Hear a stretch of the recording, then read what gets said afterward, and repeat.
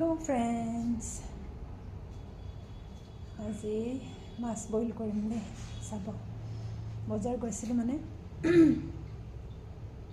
বজাৰত গৈ লোকেল মাছ দেখিলোঁ আনিলোঁ আজি মানে বইল কৰিম পুৰা বইল খাম গোটা গোটা চাব হা এইটো ৰৌ মাছ হয় গোটা গোটা বইল কৰিম কেঁচা হালধি দি পিনি এইটো এইফালে কেৰাহীত পানী গৰম কৰি লৈছোঁ উতলিবলৈ দিম যেতিয়া উতলিব তেতিয়া মাছটো দি দিম নিমখ দি লৈছোঁ লোকেল মাছ ন মিঠা লাগিব উতলিলে দিম আৰু মাছটো সোনকালে উতলক বুলি ঢাকনাটো দি লৈছোঁ উতলিবলৈ লৈছে এতিয়া মাছটো দি দিওঁ গোটা গোটা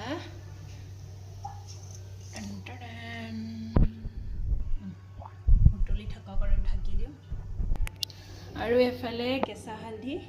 কাটিলোঁ খুন্দিম এতিয়া টকটককৈ খুন্দি আছোঁ দেই কেঁচা হালধি এইটো হালধি খুন্দি আছোঁ তাৰ মানে ভাবিলোঁ ফুলকবি বিলাহী তেনেকৈ মানে জোল কৰি খাম বুলি পিছত মনলৈ আহিলে নাই কেঁচা হালধিও আছে আজি বইল কৰি খাম মাছটো খুন্দি আছোঁ হৈছেগৈ আৰু এতিয়া দি দিওঁ কেঁচা হালধি তাৰপিছত এইখিনিও ঢালিম তাত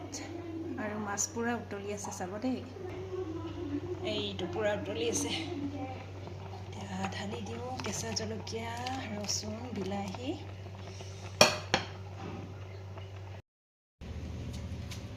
তাৰমানে বহুত দিনৰ পৰা ভাবি আছোঁ খাম বুলি কিন্তু নিমিলে কেতিয়াবা মাছ নাপাওঁ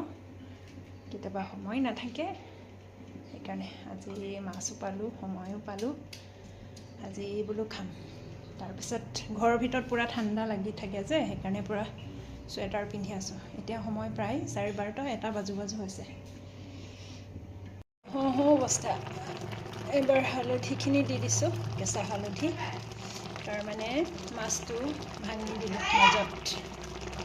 মাজত ভাঙি দিলোঁ পানী আৰু অকণমান দি দিওঁ এয়া হৈ গ'ল এতিয়া ধনিয়া পাত দি দিছোঁ হৈ গ'ল বাই ফ্ৰেণ্ডছ বাই খাই লওঁ দেই ফ্ৰেণ্ডছ খাই লওঁ বাই